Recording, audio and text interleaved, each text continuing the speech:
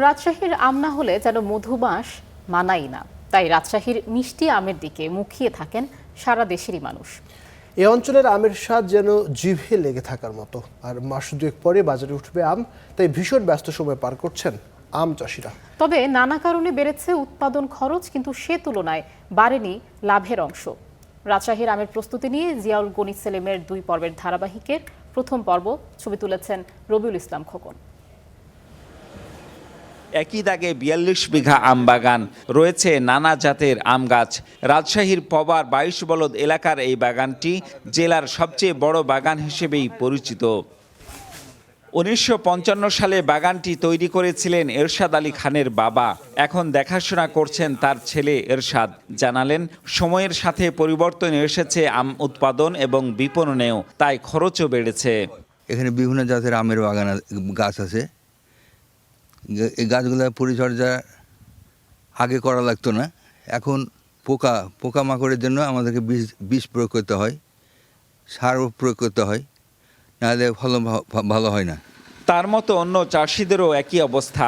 এবার রাজশাহীর আমবাগানগুলোতে যেন মুকুলের ভারে নুয়ে পড়ছে ডাল, তাই বাগান পরিচর্যায় ব্যস্ত চাষি ও ব্যবসায়ীরা।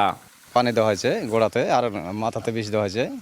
হ্যাঁ, আর এখন আপনার মুকুল মোটামুটি খুব ভালো এর ফলন। খরচ অনেক দেখা যাচ্ছে, খরচের কারণে আমি নিজে বিষ দিচ্ছি। এখানে আমাদের ব্যয়টা বেড়েছে, মানে যত টাকার বাগান কিনা চাচ্ছে এতে বেশি খরচ। আম চাষ এখন সাধারণ কৃষক থেকে চলে গেছে ব্যবসায়ীদের হাতে, ফলে তারা বাণিজ্যিকভাবে নানা জাতের আম সারা বছরই উৎপাদন করছেন। আমটা যখন চলে আসে, ম্যাক্সিমাম ভ্যারাইটির আম দেখা যায় একই সময় চলে আসতেছে, ঠিক আছে, তখন কিন্তু আসলে কৃষকরা সেভাবে দামটা পায় না। কাটিমন যে আমটা সারা বছর যারা উৎপাদন করতেছে তারা কিন্তু সিজনে আমটা নিচ্ছে না, তারা অফ সিজনে, যখন অন্যান্য আম থাকে না তখন অফ সিজনে তারা আমটা নিচ্ছে, সেই আমটা কিন্তু ভালো দাম পাচ্ছে। ফল গবেষণা কেন্দ্র বলছে, জলবায়ু পরিবর্তন সহ নানা কারণে আমবাগানে পানি সেচ লাগছে বেশি, নতুন নতুন পোকার আক্রমণও বাড়ছে, এতে বাড়ছে উৎপাদন খরচ। এইটা বৈশ্বিক পরিবর্তনে, আবহাওয়ার পরিবর্তনে, মানুষের ব্যবহার বিধির কারণে একটা হয়তো নিয়ন্ত্রণ করতে হচ্ছে, একটা পোকা কিংবা একটা পেস্ট নিয়ন্ত্রণ করলে আরেকটা পেস্ট উপদ্রব হচ্ছে। এই নতুন নতুন যে পেস্টগুলো আসছে সেগুলোর জন্য আমাদের নতুন নতুন আবার টেকনোলজি বের করতে হচ্ছে।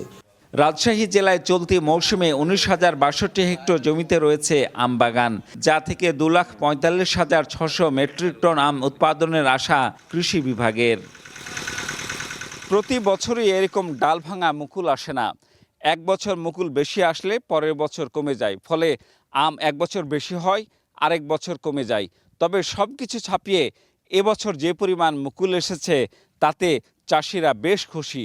তারা বলছেন, শেষ পর্যন্ত আবহাওয়া অনুকূলে থাকলে দেশের চাহিদা মিটিয়ে আম রপ্তানি করা যাবে বিদেশেও।